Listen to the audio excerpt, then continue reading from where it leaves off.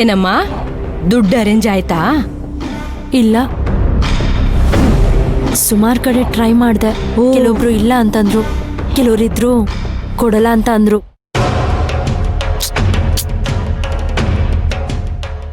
ರಾಜಾಜಿನಗರದಲ್ಲಿ 15% ಬಡ್ಡಿ ಕೊಡೋರಿದ್ದಾರೆ ಅಂತ ನನ್ನ ಫ್ರೆಂಡ್ ಹೇಳಿದ್ಲು.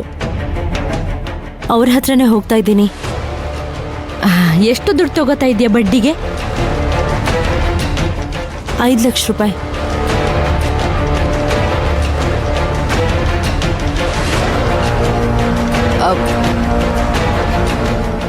ಐದು ಲಕ್ಷಕ್ಕೆ 15% ಬಡ್ಡಿ ಅಂದ್ರೆ ತಿಂಗಳಿಗೆ ಎಷ್ಟಾಯ್ತು? 5 ಲಕ್ಷಕ್ಕೆ 15% ಅಂತಂದ್ರೆ 1 ಲಕ್ಷಕ್ಕೆ 15,000 ರೂಪಾಯಿ. 5 ಲಕ್ಷಕ್ಕಂದ್ರೆ 5 × 15 3 4 5 75,000 ರೂಪಾಯಿ. 75,000. ಅಯ್ಯೋ ದೇವ್ರೇ, ಬಡ್ಡಿನೇ 75,000 ರೂಪಾಯಿ ಅಂದ್ರೆ ಹೇಗಮ್ಮ ಕಟ್ತೀಯಾ? ಏನ್ ಮಾಡೋದು? ದುಡ್ಡು ಕೊಡ್ಲಿಲ್ಲ ಅಂತಂದ್ರೆ ಮನೆ ಹತ್ರ ಬಂದ್ಬಿಡ್ತಾರೆ. ಪ್ರಾಣಕ್ಕಿಂತ ಮಾನ ದೊಡ್ಡದಲ್ವಾ?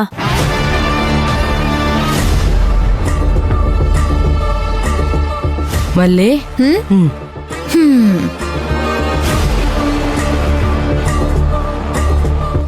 ನೋಡಮ್ಮ, ನೀನ್ ಯಾರು ಎತ್ತ ಅಂತ ನನಗೇನು ಗೊತ್ತಿಲ್ಲ.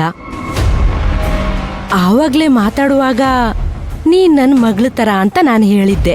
ನಾನು ಯಾವತ್ತೂ ಬರೀ ಮಾತ್ಗೆ ಅಂತ ಏನು ಹೇಳಲ್ಲ, ನಿಜವಾಗ್ಲೂ ಅನ್ಸಿದ್ರೆ ಮಾತ್ರ ಹೇಳೋದು. ಒಂದು ಹೆಣ್ಣು ಮಗು ಆಗಿ ಇಂಥ ಸಂಕಷ್ಟದಲ್ಲಿ ಸಿಕ್ಕಾಕೊಂಡಿದೀಯ ಅಂದ್ರೆ ಅದನ್ನ ನೋಡಿನೂ ಸಹಾಯ ಮಾಡದಿರೋಷ್ಟು ಕಲ್ಮನ್ಸು ನಂದಲ್ಲಮ್ಮ. ನಿನ್ನ ನೋಡಿದ್ರೆ ಅಯ್ಯೋ ಅನ್ಸತ್ತೆ. ನಿನಗೆ ಏನಾದ್ರೂ ಸಹಾಯ ಮಾಡ್ಬೇಕು ಅಂತ ನಾನು ನಿರ್ಧಾರ ಮಾಡಿದ್ದೀನಿ.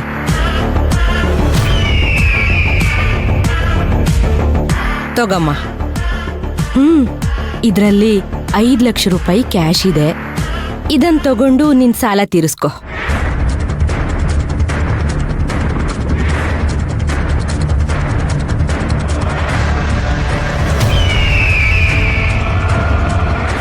ತುಂಬಾ ಥ್ಯಾಂಕ್ಸ್ ಅಮ್ಮ.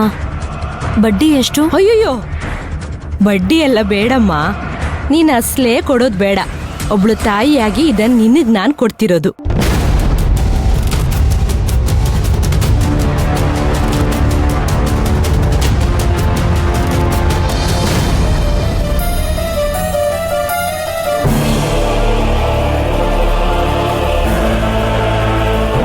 ಪರವಾಗಿಲ್ಲ ಬಿಡಮ್ಮ. ನಮ್ ಸಂಬಂಧಿಕರೇ ನಾನ್ ದುಡ್ಡು ಕೇಳಿದ್ರು 1,000 ರೂಪಾಯಿನೂ ಕೊಡಲ್ಲ. ಅಂಥದ್ರಲ್ಲಿ ನನ್ ಕಷ್ಟ ನೋಡಿ ತಾಯಿ ತರ ಸಹಾಯ ಮಾಡಿದ್ದೀರಾ. ನಿಮ್ ಋಣನ ನಾನು ಹೇಗ್ ತೀರಿಸ್ಲಿ? ಸಮಯ ಬಂದಾಗ ನಾನೇ ಕೇಳ್ತೀನಿ. ಆಗ ಇಲ್ಲ ಅಂತ ಹೇಳಲ್ಲ ಅಂತ ನನಗ್ ಮಾತು ಕೊಡು.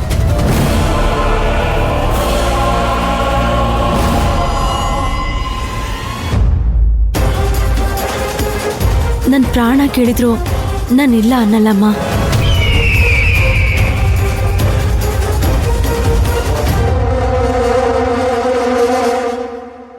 ಹಲೋ ಸರ್, ಅಮೌಂಟ್ ರೆಡಿಯಾಗಿದೆ.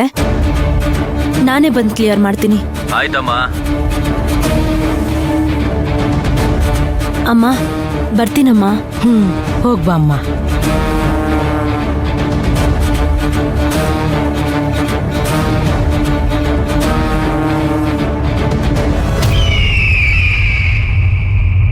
ಅಯ್ಯೋ ಅಲ್ಲ ಮೋರೆ, ಈಗ ದುಡ್ಡು ತಕೊಂಡು ಆಮೇಲೆ ನಾವು ಹೇಳೋದ್ ಕೆಲಸ ಮಾಡ್ಲಂದ್ರೆ ಎಂತ ಮಾಡುದು?